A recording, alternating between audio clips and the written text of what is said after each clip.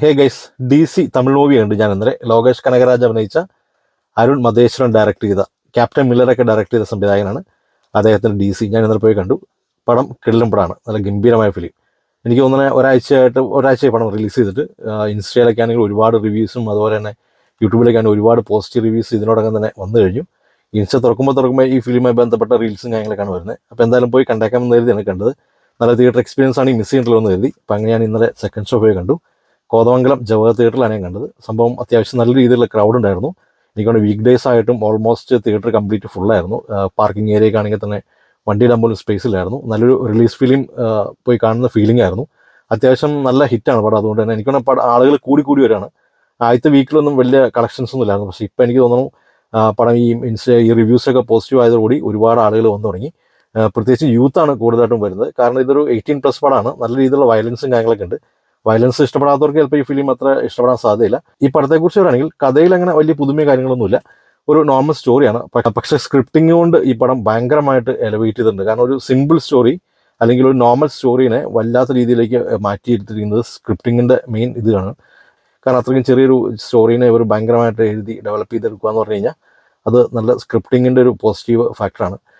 പിന്നെ ഈ പടത്തിൽ ഏറ്റവും ഭയങ്കരമായിട്ടുള്ള സംഭവമാണ് അനിരുദ്ധിൻ്റെ മ്യൂസിക്. ഒരു രക്ഷയില്ല.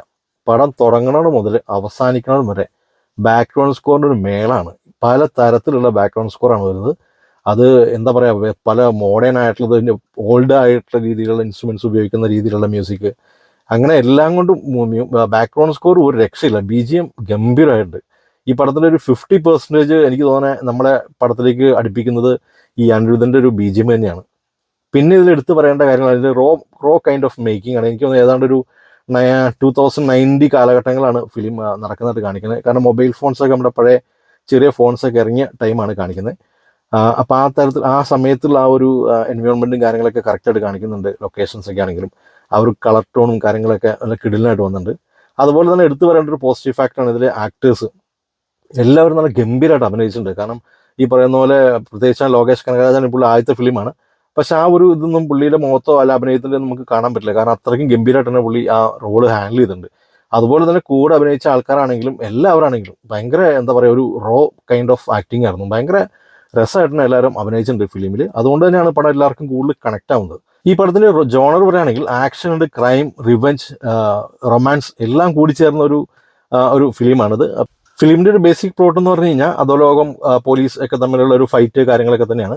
കൊട്ടേഷൻ സംഘം കാര്യങ്ങളൊക്കെ ആയിട്ട് വരുന്ന ഫൈറ്റ് കാര്യങ്ങൾ, ഇവരെങ്ങനെയാണ് ഇതിലേക്ക് എത്തിച്ചേർന്നത്, അതുമായി ബന്ധപ്പെട്ട് വരുന്ന റിവെഞ്ച് കാര്യങ്ങൾ, ഇതൊക്കെ തന്നെയാണ് പടത്തിൻ്റെ ഒരു ബേസ്. ഒരു പുതുമയുള്ള അങ്ങനെ വലിയ പുതുമയുള്ളൊരു പ്ലോട്ടോ കാര്യങ്ങളൊന്നുമല്ല. പക്ഷേ ഈ സംഭവം മേക്കിങ്ങും അതുപോലെ തന്നെ കഥ പറയുന്ന രീതിയും അതിൻ്റെ ബാക്ക്ഗ്രൗണ്ട് സ്കോറും ആക്ഷനും വയലൻസും എല്ലാം കൂടി ചേരുമ്പോൾ ഒരു നല്ലൊരു കംപ്ലീറ്റ് പാക്കേജാണ് ഫിലിം.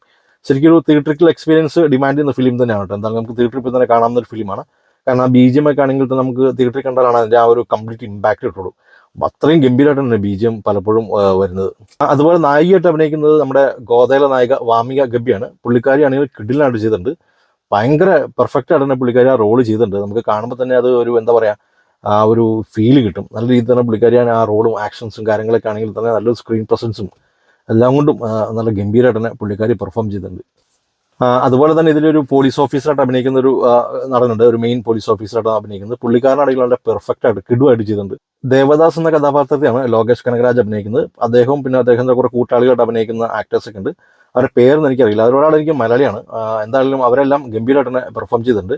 അതുപോലെ ഞാനീ പറഞ്ഞ പോലീസ് ഓഫീസർ, അതുകൂടെ അഭിനയിക്കുന്ന മറ്റ് പോലീസുകാർ, അവരെല്ലാം ആണെങ്കിൽ തന്നെ അവരുടെ റോൾസൊക്കെ എന്താ പറയുക, നല്ല നാച്ചുറൽ ആയിട്ടുള്ള ഒരു ആക്ടിങ് മെത്തേഡായിരുന്നു എല്ലാവരുടെയും.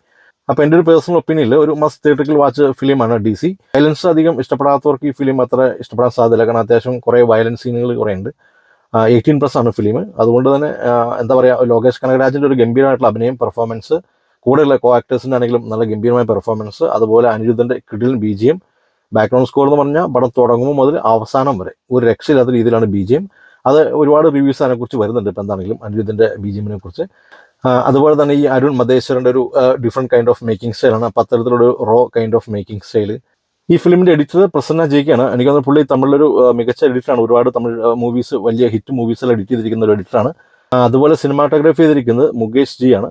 അതുപോലെ ഈ അരുൺ മതേശ്വരനും അരുൺ രാജൻ എന്ന് പറഞ്ഞ രണ്ടുപേർ ചേർന്നാണ് എൻ്റെ തിരക്കഥയൊക്കെ എഴുതിയിരിക്കുന്നത്. അങ്ങനെ എല്ലാം കൊണ്ടും അത്യാവശ്യം എല്ലാം ഒത്തുചേരുന്നൊരു നല്ലൊരു ഫിലിമായിട്ടാണ് എനിക്ക് പേഴ്സണലി ഫീൽ ചെയ്തത്. തിയേറ്ററിക്കൽ വാച്ച് മസ്റ്റായിട്ടും നമുക്ക് കൺസിഡർ ചെയ്യാം. അപ്പോൾ എന്തായാലും ഇതാണ് ഈ DC കണ്ട എൻ്റെ ഒരു പേഴ്സണൽ ഒപ്പീനിയൻ. നിങ്ങൾ ഫിലിം കണ്ടിട്ടാണെങ്കിൽ നിങ്ങളുടെ ഒരു അഭിപ്രായം കൂടി കമൻറ്റ് ബോക്സിൽ രേഖപ്പെടുത്തുക. നമുക്ക് മറ്റൊരു വീഡിയോ ആയിട്ട് വീണ്ടും കാണാം. എല്ലാവരും ടേക്ക് കെയർ, ബൈ.